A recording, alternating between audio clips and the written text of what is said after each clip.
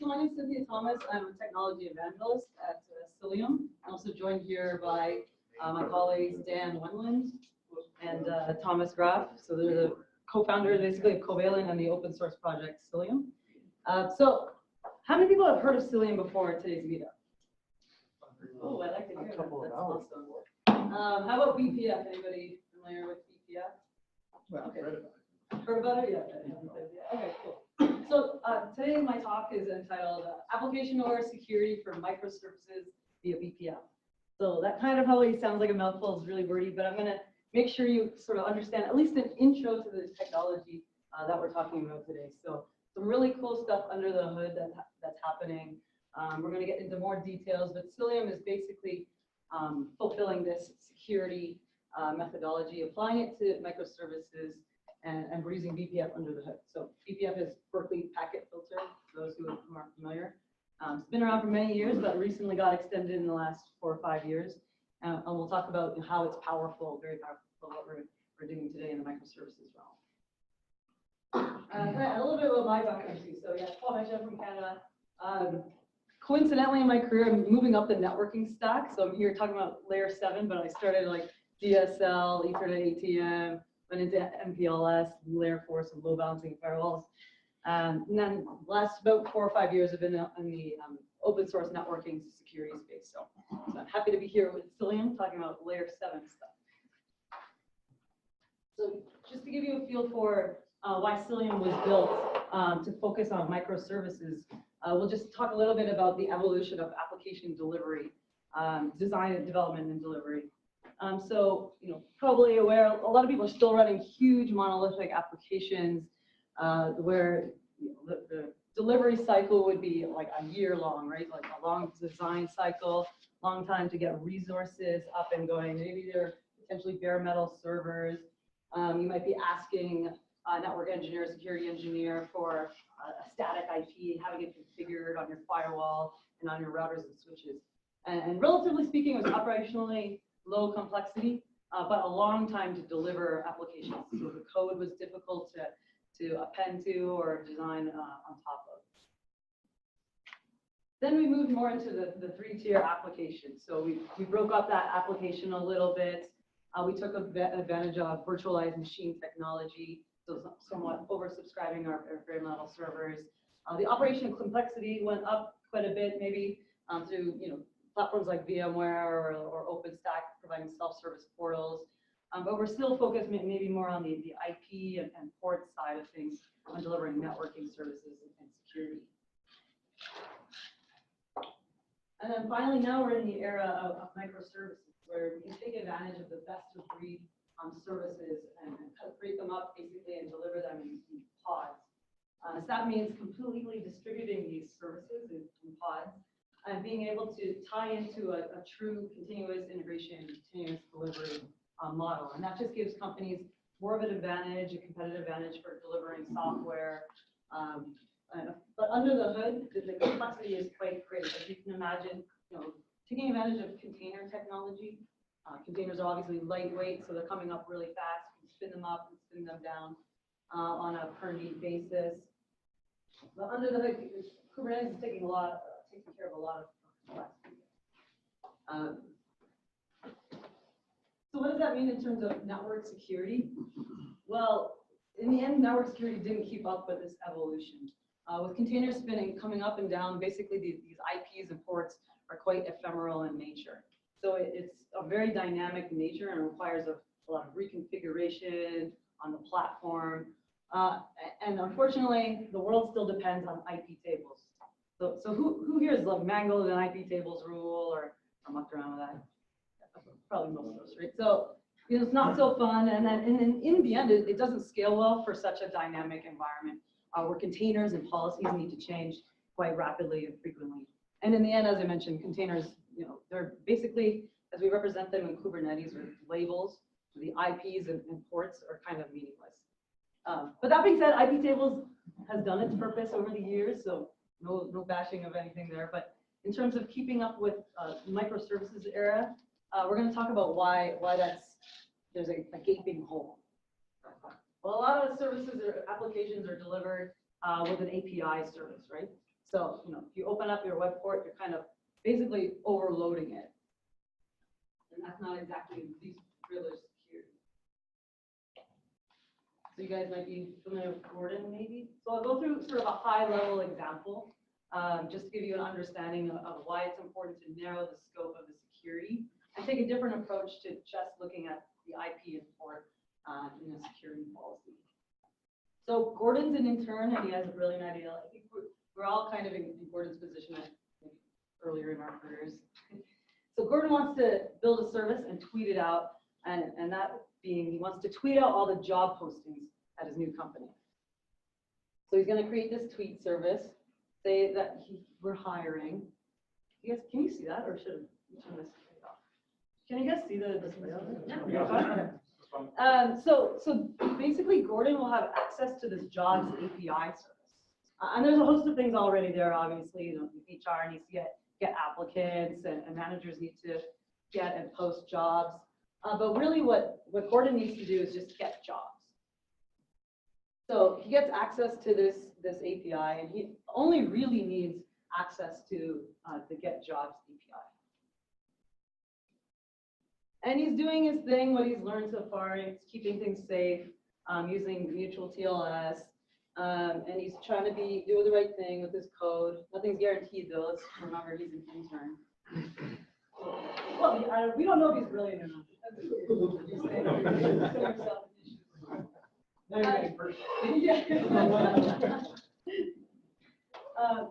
So, what we have typically done in the past is gone and asked our security team, hey, I need access to this API.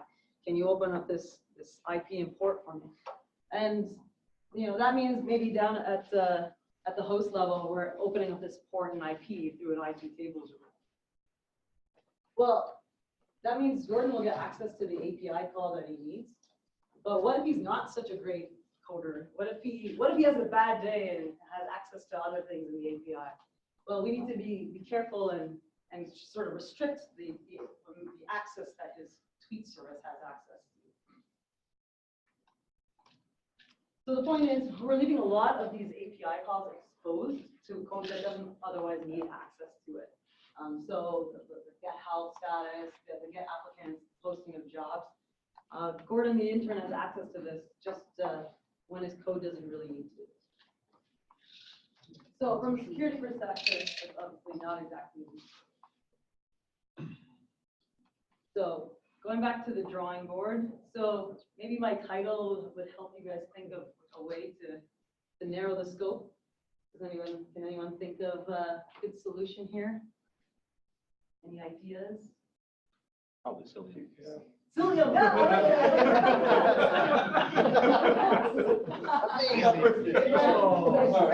Give him a sticker. All right, how much did they pay you? So where Cilium does come into play, is a good yes, is being application aware. So being aware of what those API calls are and defining the security policy in order to limit the scope of what a piece of code or a microservice or a pod has access to. And here's just an example, otherwise in Kubernetes sort of language, from this certain pod, allow this certain API call. So this is just kind of an overview, a high-level example of the problem that Cilium is solving here. So narrowing the scope that a microservice or a pod or service can use. What do you guys think? You guys want to see it in action? Yeah. All right. I need a little bit of setup time because of the crash.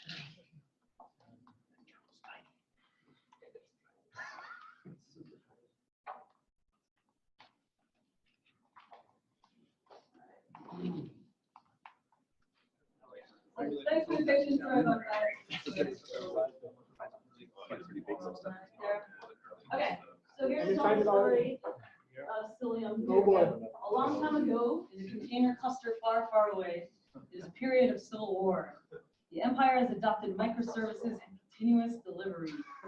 Despite this, rebel spaceships striking from a hidden cluster have won their first victory against the evil galactic empire. During the battle, rebel spies have managed to steal the Swagger API specification to the Death Star's ultimate weapon, the Death Star. So here I have I have a cluster running in AWS, so it's like a 3-worker node cluster. We have Cilium running, so basically it's base cluster running here. So the Empire goes ahead and starts deploying a Death Star.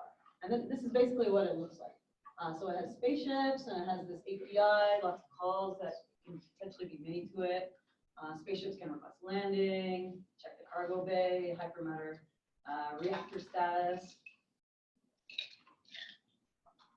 And so the Empire has gone ahead and deployed the Death Star and spaceships. Also, they've done the old school way of deploying a layer 4 policy. See how problematic that will be. Ooh, and it's pretty fast. So the Death Star is up and the spaceships have come up pretty fast. All right, so now it's time for the alliance. Who you guys cheering for? I think we're usually cheering for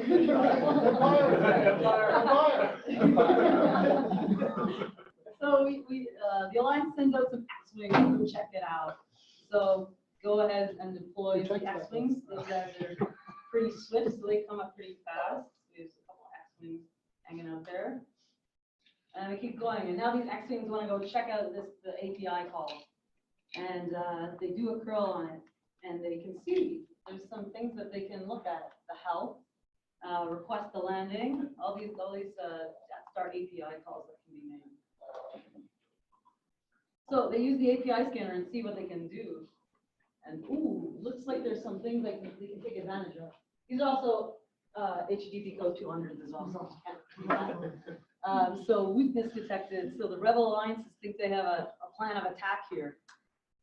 So we don't know what's coming, but in the meantime, the Empire ops are deploying Cilium. Everybody likes Cilium, whether you're the good guys or bad guys. So they've gone ahead and deployed a layer 7 policy. So they've learned that least privilege security is important. Certain spaceships can only access certain API calls. And then the alliance returns.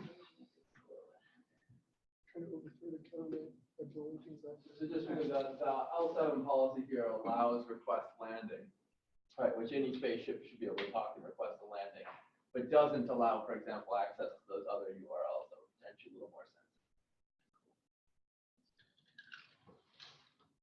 Oh, so they plan to attack. I think I hit enter too many times.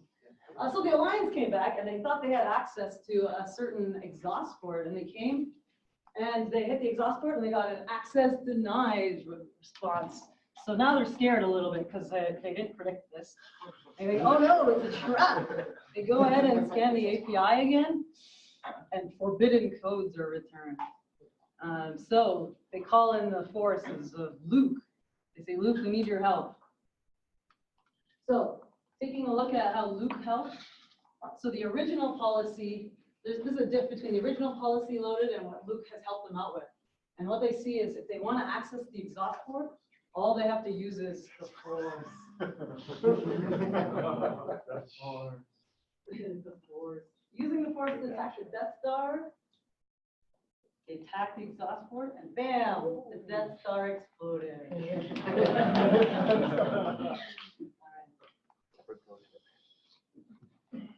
Wow. So, what happened?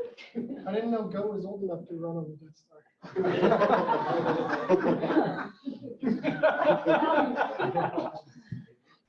Okay, so kind of started with an overview example and a demo, but what really happened under the hood? So what was kind of maybe part of the title is sort of the giveaway of what I haven't really hit on and dug into. So we sort of talked about application awareness. So providing least privilege security by being application aware and narrowing the scope. We talked about why that's more important when you're using microservices. And what was the other part? Anybody remember? Cilium is the overarching software that's enabling all of this. I like that. You can walk away with one thing. It was BPF. So that's what was happening under the hood. So BPF is, as I mentioned, it's Berkeley Packet Filter. Recently it's been extended, so it's actually, you may have seen it written as eBPF or Extended Berkeley Packet Filter. And it's giving much more flexibility. So actually, if you've ever used TCP dump, you've used Berkeley Packet Filter already. And then there's a lot more things that are coming into BPF as we speak. So yeah, part of our team are actually heavy contributors to BPF upstream, as is Facebook, Netflix. They're all using this at scale for high performance solutions. So for example, Facebook is, and Facebook's using it for, is it policy or tracing at Facebook? Both, yeah. And load balancing on Netflix for sure. And they've gotten much more performance gains versus using something like IPVS. And so there's a lot, it's basically something that's basically a game changer in the kernel. And well, I'll talk about how Cilium is using it. Cilium is making BPF more human consumable to people like you and me. Unless you're like Thomas and you want to write C code and write these BPF programs, which some of you I don't doubt can do. So go for it if you're willing to. But Cilium is what's making it easy to consume. But some other things about BPF that you should know are that it's basically atomically swappable in the kernel, which means you can do things on the fly as you would expect in Kubernetes as containers are coming up and down and policy changes are happening. These BPF programs are basically getting updated on the fly like that. And compared to other things that you might know about the kernel, let's say like different solutions might be providing their solution with a kernel module. Well, those who may have used such solutions might know that any bug in a kernel module program might actually cause a whole reset of a host. And the Berkeley Packet Filter, as a program is getting injected into the kernel, it actually goes through a compiler and a verifier. So it's actually very safe to run in the kernel. There's basically a limited instruction set of things you can run in these BPF programs, like you can prevent infinite loops and unauthorized memory access and things like that. It does that verification before even installing the kernel. So some really powerful things enabling BPF in our world in the microservices world.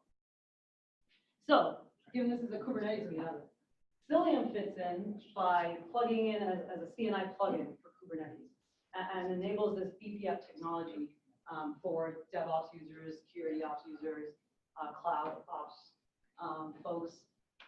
So it's basically running as a daemon set in your Kubernetes cluster, and you can access it with a CLI.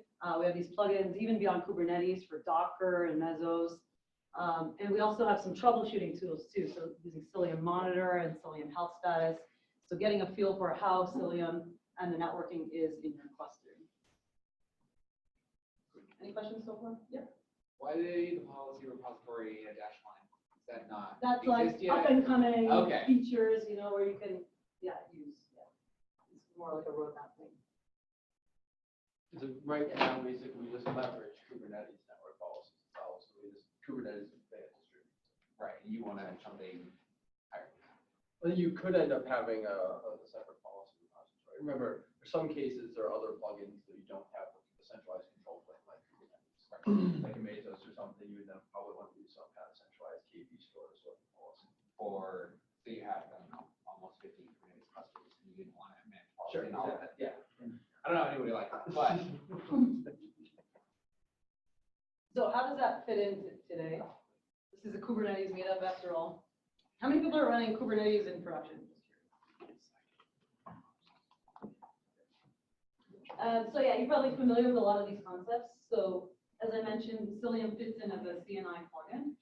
So you would get the normal networking policy standard resources that you would expect. So L3, L4 network policy, cluster IP, node ports, load balancing services, enabling pod labels. And then where you get more of the advantages of what Cilium can provide above and beyond what exists today in the standard network resources is by leveraging Cilium's custom resource definitions.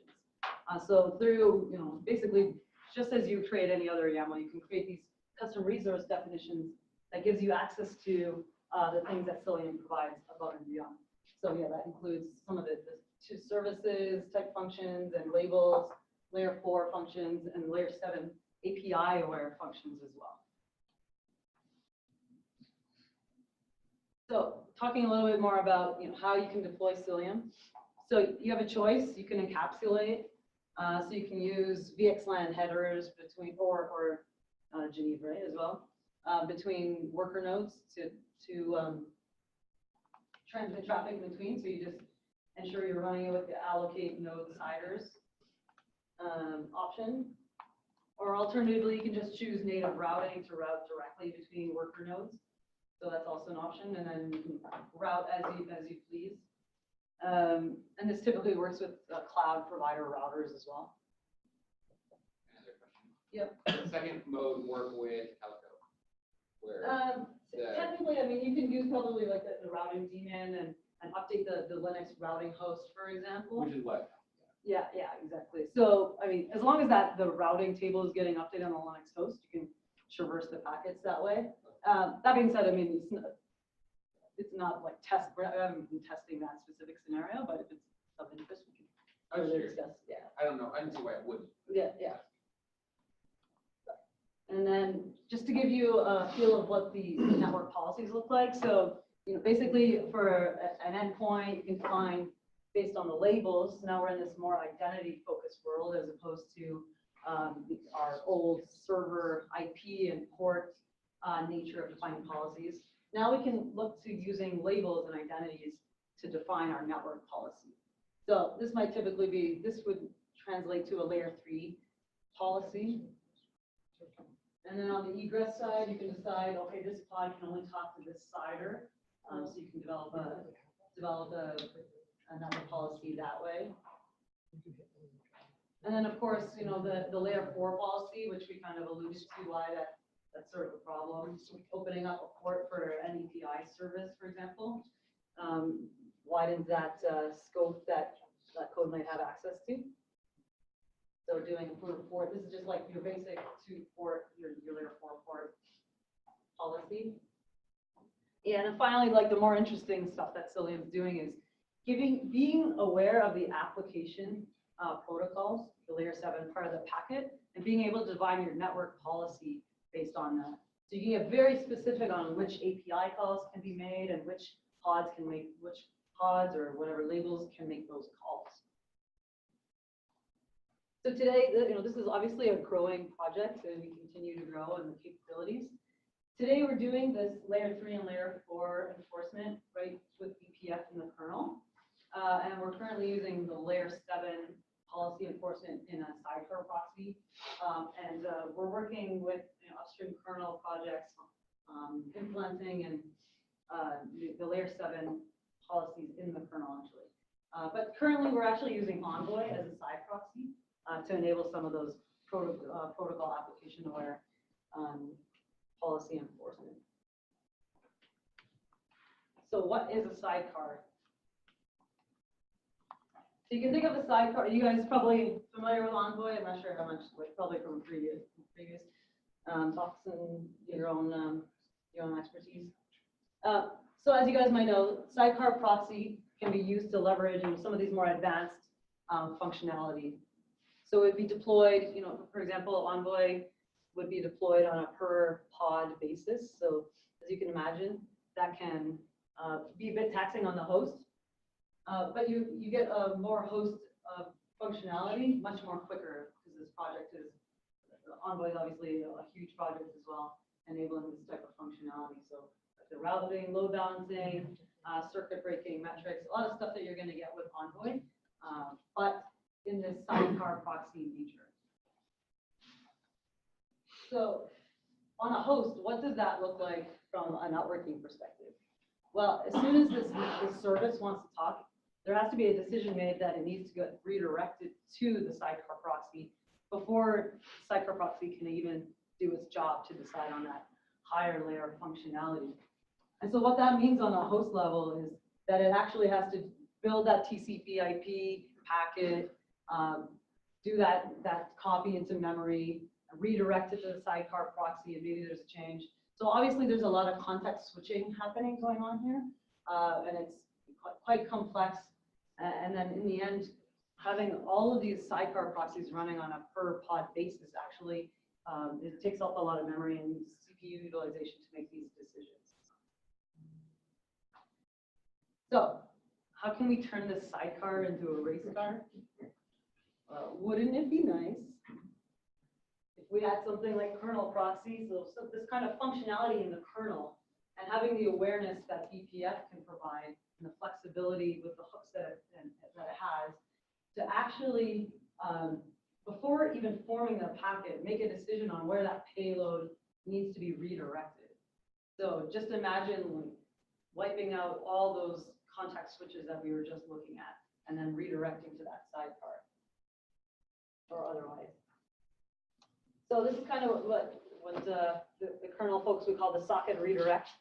So avoiding that TCP/IP copy and pointing basically that workload or that traffic right to the necessary socket or task on the same host. So some of the initial work on that's been done, this is probably a pretty aggressive graph. So the bottommost line is using Cilium in kernel, and then above that is no proxy, actually. And the reason why that, there's even better performance on Cilium in kernel is just that it's just the sheer not having to form a TCP/IP packet. So that's the advantage that you're getting by being able to do this socket redirect. And then these are other sidecars basically in the forum. So Envoy, Nginx, and H8 proxy. So Cilium and with BPF, in conjunction with BPF and having that functionality in the kernel, really is going to have dramatic performance gains. So again, this is with the before, and then the after. So having that ability to do the redirect without having to tax the host with memory copies, building the TCP/IP header, and doing the socket redirect. So a lot of implications on performance. So just Cilium in summary, as I mentioned, it's a CNI plugin for Kubernetes. We also have plugins for Docker and Mesos as well through the Live network. Networking, as I mentioned, you have these overlay or native routing options. We talked about the network security, so obviously, the basics on the layer 3 and layer 4 side, but the real advantage is coming where you have the ability to define your network policy based on what the protocol is in the application layer. And so what's exciting is we have, even beyond HTTP, which is still typical for applications with an API service, we go even beyond to provide that kind of isolation through Kafka and gRPC applications as well. So having that awareness really narrows the scope of what these pods and workloads can talk to. And again, so this really was more just an introduction, but there's like tons of other data that we have on Express Data Path for the load balancing and the advantages that you can have there against DDoS protection, for example. Didn't mention this earlier, but the dependency that we're leveraging within the Kubernetes cluster is having something like a KB store our security identities. Most recently, we have more troubleshooting tools as we're getting closer to our 1.0 GA. So we have Cilium Health to check the networking cluster health, and then Cilium Monitor as well to check actually the data path packets as well. So we're really excited. We got 1.0 just around the corner. So our latest release is actually this release candidate core. So really excited about that. So in the end, now you understand everything about application-aware security for microservices via BPF, right? So this is really just an introduction, but Cilium is making this available to you in a human consumable way, but by providing that Kubernetes plugin and giving you the ability to define network policies to provide least privilege security for your applications. So we have a couple of asks. We'd love if you could star us on GitHub. We're actually going to do a little draw later based on the people who sign up today. So if you star us, there's a little gift in it for you, or chance of a gift, I should say. So yeah, please check us out and follow us on Twitter. We have Slack, so if you decide to get started and you have some questions, you're getting stuck, we have this open source Slack channel here. And I did have a little, we do have a giveaway, right? Like for, we have some shirts, I guess. Yeah, we've got shirts, we got stickers. So, so the first person who can tell me the 3 protocols that Cilium can enforce policy on will get a shirt. Oh, good. HTTP, Kafka, and gRPC. All right. Someone pick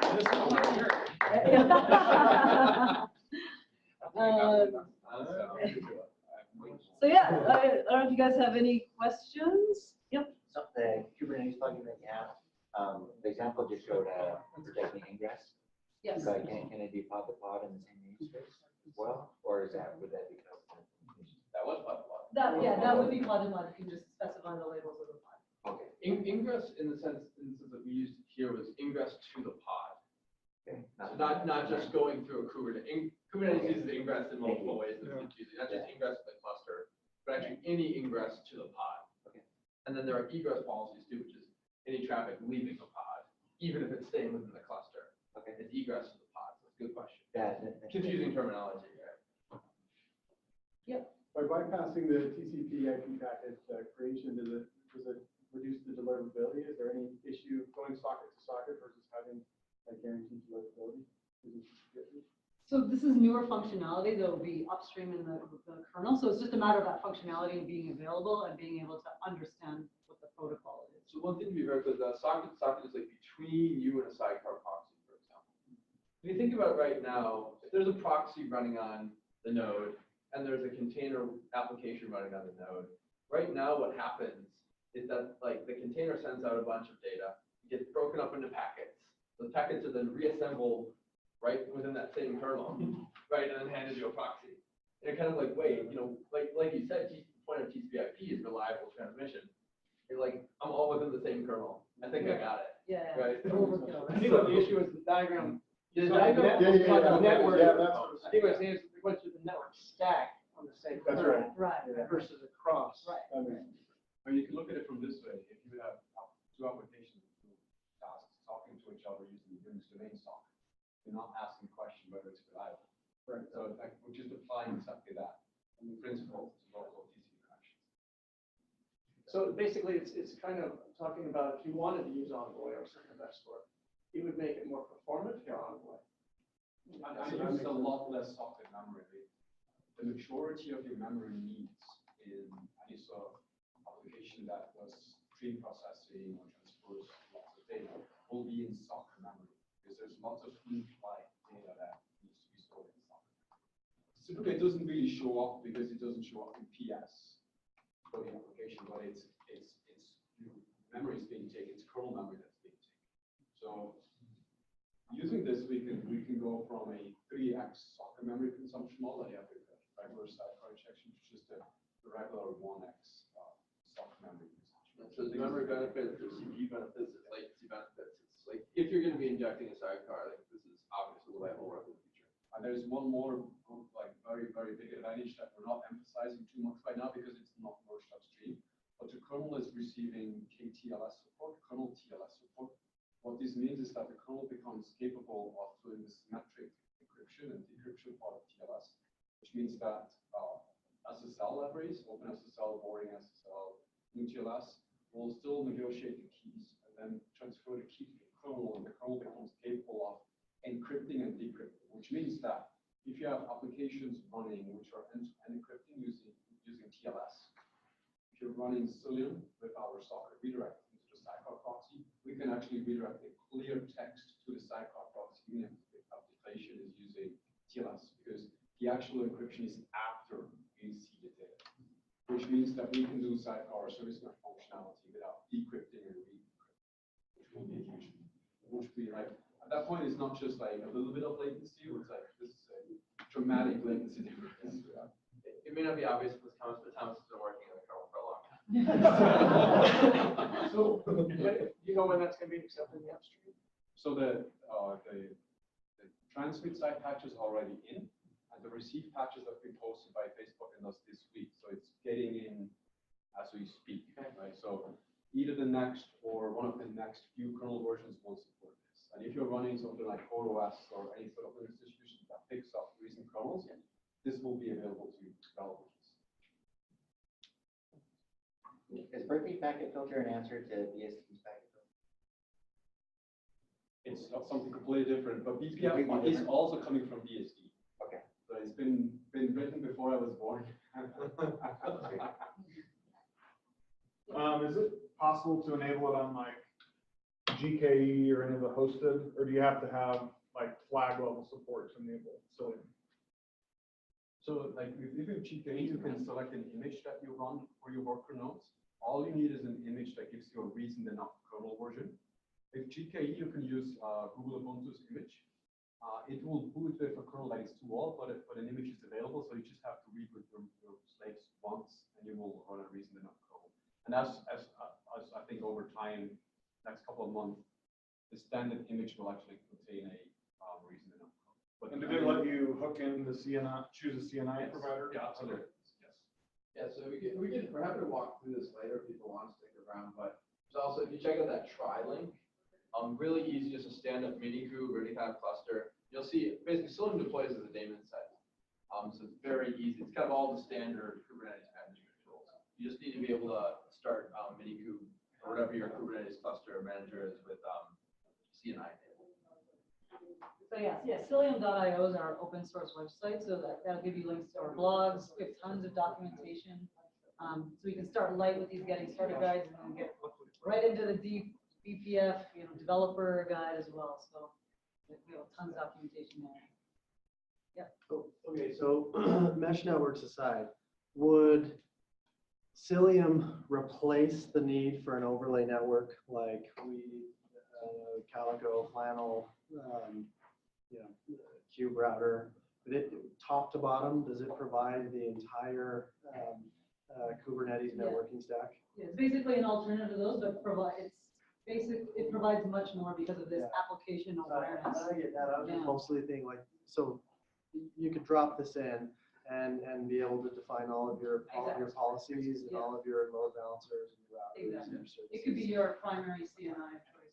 Got it. So okay. I'm currently only just east-west localizing from pod to pod, which is not to ingress right now. Okay, You so- can deploy so- other ingresses on. Yes, you can run any ingress. So public to internal ingress is not supported right now. It is supported, but it's not Cilium powered, right? So Cilium supports node port, which means, for example, if you're running Linux or ELBs, whatever, that will work, but it's not Cilium implementing ingress users. Got it. But for east-west or pod-to-pod load balancing, Cilium actually does the load balancing, and it will scale very well. If some of you running Kubernetes at scale may know about the limitations of proxy and run lots of services. BPF has a very efficient implementation, which means it scales to almost any number of services. So north-south would need to still come up with a solution for north-south traffic. Right now, you would need a non-Cilium ingress. Okay. So just what Cilium can filter that traffic, right, when it's at the pod, but it doesn't do all the functions of a Kubernetes ingress controller. Yeah. You still need a third-party Kubernetes ingress controller on top. As you can tell from an underlying machinery perspective, we have a lot of pieces. Yeah. But we haven't kind of completed that feature set. It's very likely that we will provide this because we can provide efficient TLS termination. Yeah. It's on the roadmap right now. We're Right. focused on providing the rock solid networking and policy enforcement and go to ingresses. Okay, cool. So the next question I have is, how are people running this in production now? Are you suggesting that people run it in production? What's the state of production ready? There's a couple aggressive people within running it in production. As you can tell, we haven't really released our 1.0 yet. To us, that's our signal to say, yes, we think that we have all like the troubleshooting tools and everything in place, like for us, to be able to tell you, okay, if something goes wrong, this is how you troubleshoot it. We're getting very, very close to that. We haven't declared it quite yet. But there's some people who just, I guess, a little more aggressive than others. Yeah. And they've already done that. So we're good at 1.0 RC4. So really, Yeah. really Yeah. well. No, that makes sense. So I think the networking pieces are very, very, very solid. Yep. Basic L3 policy is solid. L7 policy enforcement is a new field in general, like Envoy is evolving itself, Kubernetes is evolving this space. So that's definitely the less mature part. So it's probably hard to say Cilium as a whole is exactly this. Yeah. Depends a bit on, I mean, certain parts of the code we haven't touched in 9 months. They've been solid and stable and untouched. So so now talking about the service mesh, you mentioned the data plane like Envoy. Is there anything like special about your integration with Envoy, or is it just a data plane that you're using as an example? Like does I guess what I'm trying to say is, are you saying that Cilium and Envoy work together and that there's like a custom integration there, or are you just saying, oh, you could use something like Envoy or No, like? we have extended Envoy.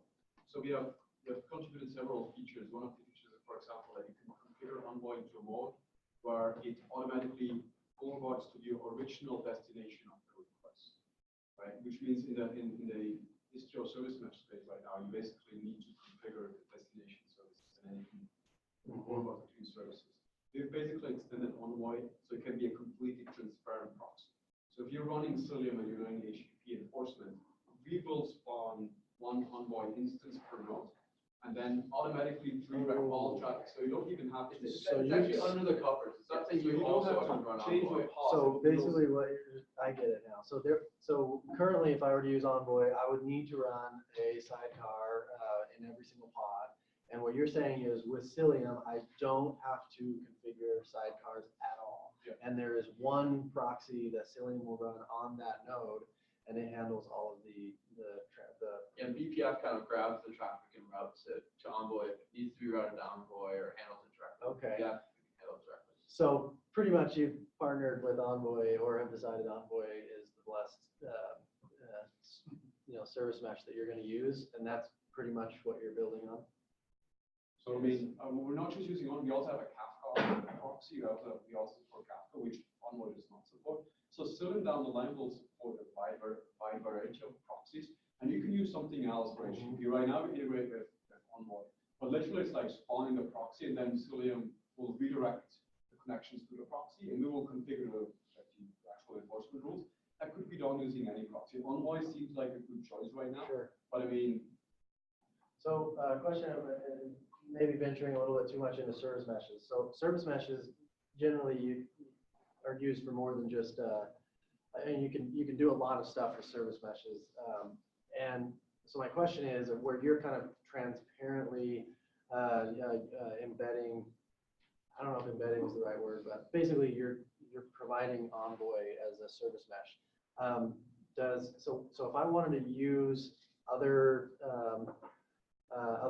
functionality of service meshes, how would I integrate that? Like, how would I use the full potential of Envoy if you're configuring that for me? yeah. So we're doing right now. So right now we own the complete life cycle of Envoy, and we use the routing functionality of Envoy to do policy enforcement. What we're currently working on is splitting the routing, the local balancing piece, and policy enforcement, which means that you could still run, for example, Istio or some other control plane, or even use Envoy directly, get visibility, to do local balancing, retries, all of this, and we do policy enforcement with Envoy. Then you can run that in either two modes.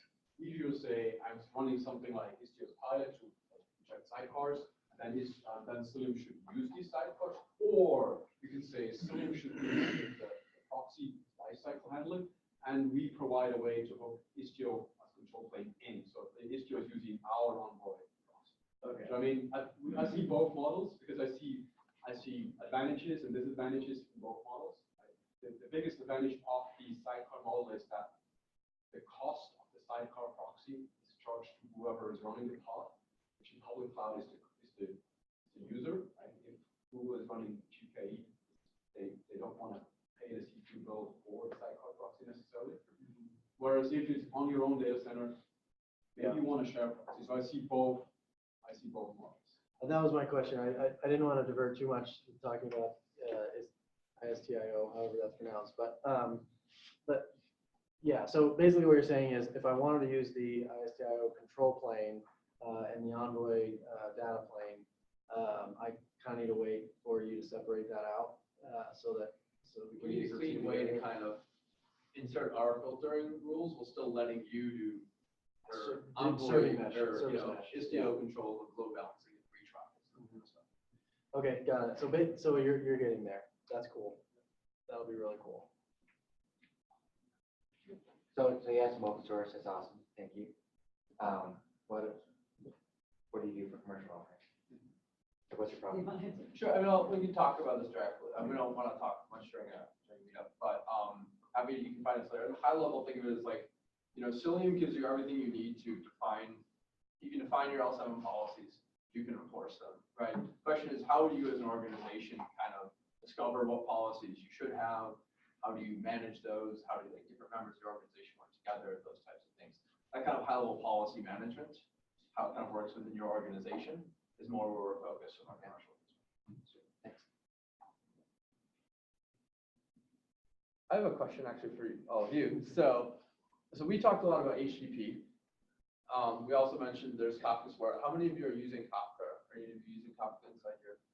Outside the cluster itself. Okay, So we yeah. use it heavily. So the interesting thing here is, so here, that's where an egress policy would come into play. So you can say these pods can only access this topic in your Kafka cluster, even if the Kafka cluster is running inside. Do you need to run anything on or in that Kafka cluster? No, so I mean, It's just the egress policy that handles it. exactly. Okay. Do you target, will you do target by the IPs of the brokers? What's that? When if you're going, because you don't have labels on the Kafka brokers. So. Yeah, so there's a couple things you could do. You could, we support basically, today we can identify external sources by CIDRs, right? IP addresses, Okay, so right? that's what it is then. In the future, we're looking at better ways of identifying them potentially by DNS name or whatever. Right. That's how you can identify the endpoints. But then you could even if you didn't know the endpoints, I think it would work just to say anytime this pod's talking outbound on port 9092, Kafka port, only allow it to produce, if it's only talking to one Kafka cluster, I think that would be fine. Okay. But generally speaking, the full solution would be identify the remote endpoint using CIDR today. We'll have some more flexible So mechanisms. the way you do this right now is we support is we kind of have a policy which says two headless service. So if your Kafka cluster is not That was by Kubernetes. Okay. defined as a service, and we would use the endpoint resources provided by Kubernetes to only allow you to talk to the broker in the first place. And then in the second step, if you're talking Kafka, you can only produce on this stuff. Other than Kafka, as you ever see HTTP, are there other protocols that in your environments that you think would be interesting? You don't do north-south egress yet, but heavily for us is WebSockets if and when you do. Interesting. Yeah, we've definitely heard that. I don't know where it's actually in Istio, but I think they actually submitted that, so it should be working this flash. It's added to Envoy, so as we adopted Envoy, it should be easy to support us. Yeah. I have no idea yet, so. So we use like Thrift, so. Is that for Java apps? Actually for Go. Really? So, not okay. It is actually. We have Java, Python, others that are using it. To our service. Is anybody doing cluster federation already? Considering policy across all stuff like that? Many don't need, but not with it. Well, I'm not even sure it's gonna happen. Yeah. It's been like multiple clusters that have workloads that are talking to each other. Oh, we will have that very soon. Yes. Which actually for the bigger, like how do you guys do internal to Kubernetes, potentially across clusters, potentially outside of Kubernetes service mesh? What are the Google words I need to use? There's some docs about how to do it. So the problem that I have is app teams still think in monolith, which is okay, because we can scale independently and get all the benefits, but they still say these 5 things are here. But those 5 things might not be there, because I'm the one that tells them to go where they go. And so how do we get, this is in this cluster, this is in this cluster, maybe even one cluster but across data centers and or across separate clusters that are in different data centers. But then also Kafka is external to that and or this data center needs to Sounds talk like a to that longer thing. conversation. So there's lots of, Yeah. and if the online use those, may as well talk to this data, this one and various You guys like traffic steering? various sorts of that, but also just if I'm in Kubernetes, talk to the one in this Kubernetes, but if I'm not in this Kubernetes, then go to an external, that sort of Yeah. thing in general. Yes, so Google words. Like, I can't type that paragraph and get something reasonable. No, seriously, doesn't it give an application, I mean, they have a pattern where you can install a local service in your on-prem data center and have that participate over service mesh with Kubernetes services. Yeah, they do. No, they do. They have a whole page on how to run on, like, straight on bare metal or VM correctly. There's a lot of extra setup that you don't get before it's normally Kubernetes is doing a lot of that accounting for you. So it's not. That's like easy how to do. span your service mesh outside of your Kubernetes. That's what I'm saying. That's. Yeah, so you can like install it in a VM and have VM be a workload.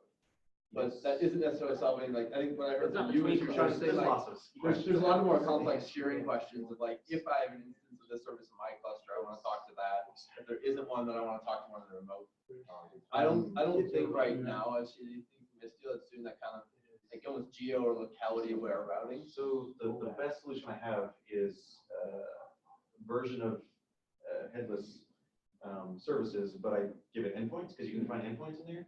And so on these things, I say, hey, this is my local endpoint, and I can provide on the local headless service the local ones. Otherwise, what I would like is the in-cluster DNS to actually cache a potential that data center that can route to when I ask for this particular DNS entry, the local data centers MySQL versus the East Coast or versus the West Coast kind of thing. So is what I would like. Can I show something like this? Who? The Google Cloud when he was doing the Google Cloud. Their GeoIP thing. Yeah, they did something like this. It was Google specific. It was Google Cloud. So none of this is tomorrow. This is just questions I have, so I can. You might So want I to think look the answer to your into question background. was, yeah, there's a lot of demand for inter cluster type things, policies, as well as network thingies. Well, I personally am interested in policy distribution across clusters, right? So I can write in one place, but having to go everywhere because I have a lot of clusters and we upgrade clusters by destroying them and bringing new ones up. Yeah. And so you can see man sync stuff. Oh, but next week. We can talk about right, yeah. And also this one. Across them?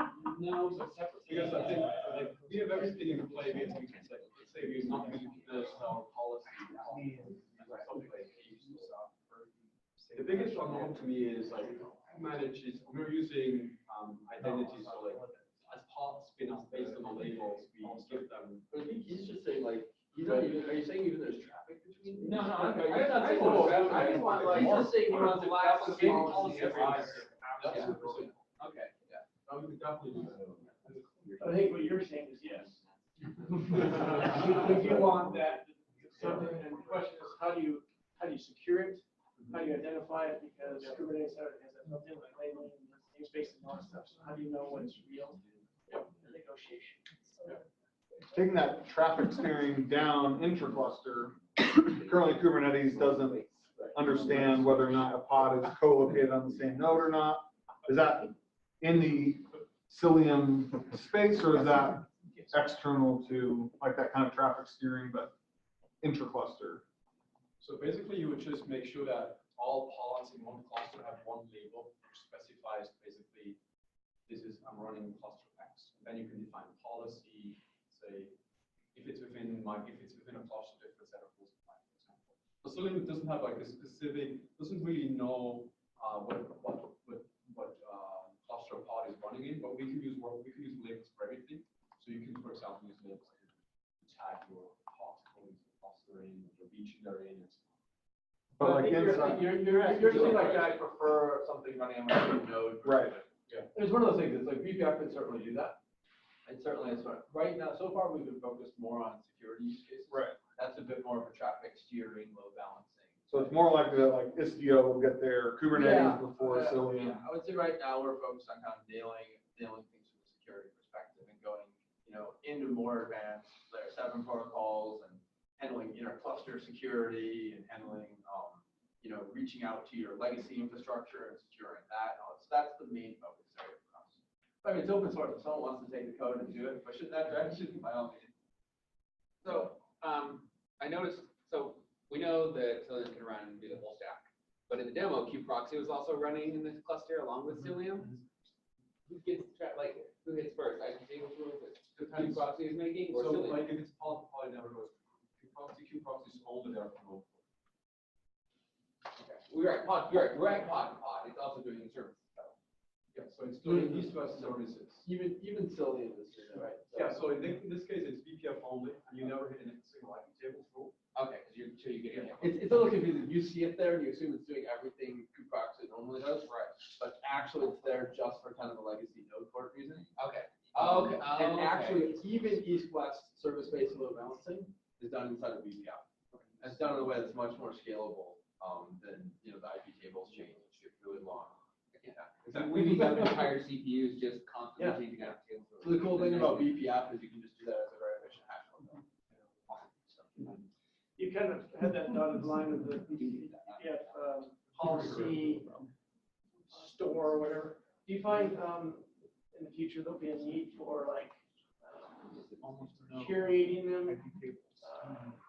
making best policies in the sense of, You're seeing like across.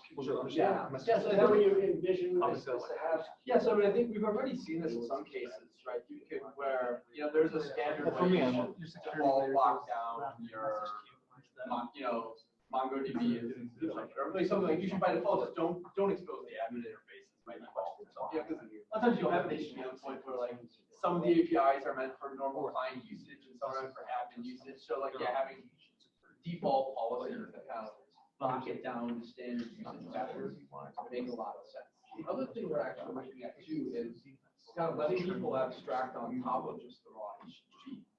So for example, something like Elasticsearch is built on HTTP, so we can filter it. But if you really think of the abstractions that Elasticsearch exposes, it's this notion of, documents, this type of thing, and indices and those types. So like, we can actually expose higher level constructs as kind of policy layers on top of the raw HTTP. I mean, at the end of the day, they'll boil down to HTTP for the rules. But I, as a user, really want to think about this in Elasticsearch specific context or CouchDB specific context. And therefore I can have a simplified language for how I specify my policies. So troubleshooting. You mentioned that might be some of the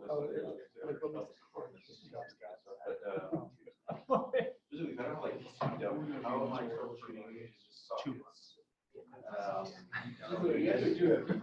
Well, you still do have to be done.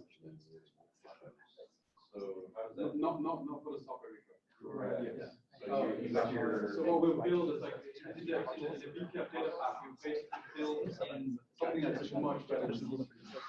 Something that we left out some of the technical details. And one of the technical, why I'm fascinated about BPF is because we can actually replace the BPF programs as they run while traffic is flowing through them without losing any state, which means the TCP connection that's ongoing won't be broken. This means we can actually compile in code which is used for troubleshooting, which means if you want visibility on something going on, you can on the fly compile instructions and try to get it in. You get your visibility in your production level environment, 100,000 packets per second going through, and if you don't need it anymore, you compile it out. This is exactly how like troubleshooting works. And because we have this full flexibility, because we have policies so flexible, we can gain any visibility we need.